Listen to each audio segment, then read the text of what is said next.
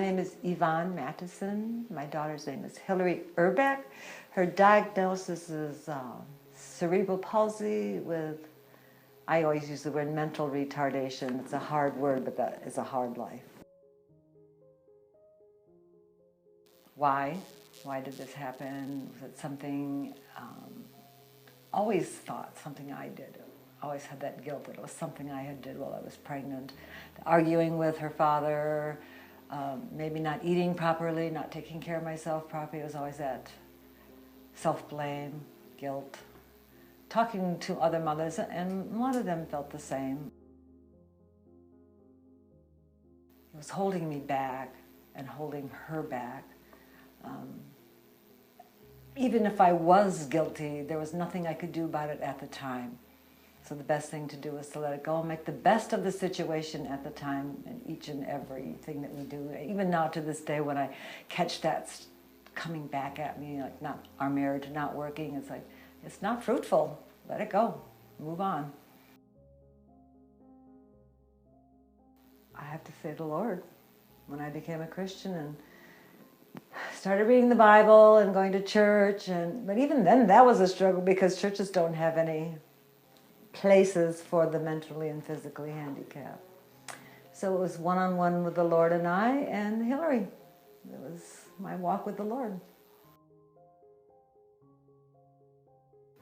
There weren't any playmates for my daughter. That was the hardest thing. I was her sole everything. I had to be everything.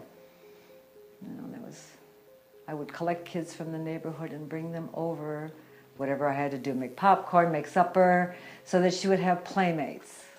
And it was a very lonely period, actually. And it was when she got old enough to realize that she couldn't maneuver her way around like other kids, which was probably high school years, and she would pull her wheelchair outside in front of the parking lot, see the kids playing, and she'd come back in and she'd say, "Mom, I need friends." And that was very hurtful. You're so limited. You know, you're just so limited as to where you can go and what you can do when you have a kid in a wheelchair. That's the bottom line. You have to always think about accessibility. If I'm invited over to a friend's house, are there stairs? What's your bathroom like? You know, so it was a lot of isolation. Makes me tear up even thinking about it now.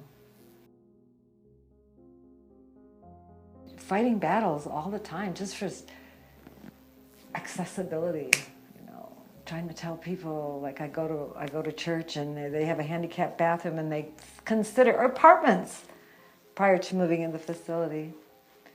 One grab rail, they sell that a handicapped bathroom. And you know, most people that are in wheelchairs, people have to think about this when they build handicap anything.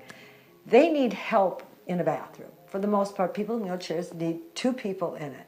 You have to make that bathroom big enough for 2 people and maybe 2 large people to maneuver properly to get around. Most bathrooms are not that way. You know, when I'm toileting Hillary in bathrooms and I have to do this number, climb over her wheelchair to get on the other side, and it's a handicapped bathroom, my fur goes up. Like, come on guys, get in a wheelchair for a week and figure this out. You know, get in a wheelchair or assist somebody. Our life is hard enough without, I don't know.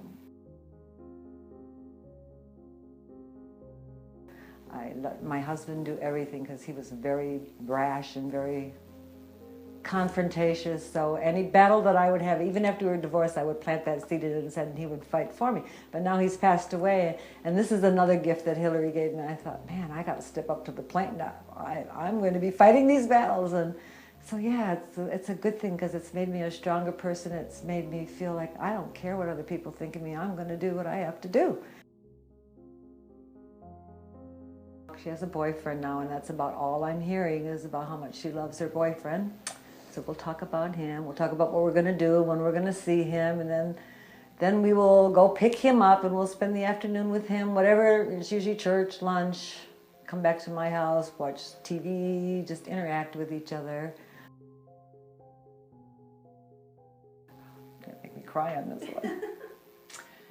Oh, I guess I could say prior to Hillary, it was all about me. And then having Hillary, so much involvement in her care because she's hands-on. You know, she's toileted, bathed, and is becoming selfless. That love that when you are with a child that you're hands-on, and she's my only. There's so much embracing and so much touching and so much physical contact. I truly believe it's different than what a mother has with one that is not so much touching. The unconditional love, the sweetness, the forming her personality to be confident in who she is and to be sweet and kind no matter how much she has to struggle. And I think I've really done a pretty good job. The more I grow with her, the more she's a gift to me. She's God's gift to me, making me a better person.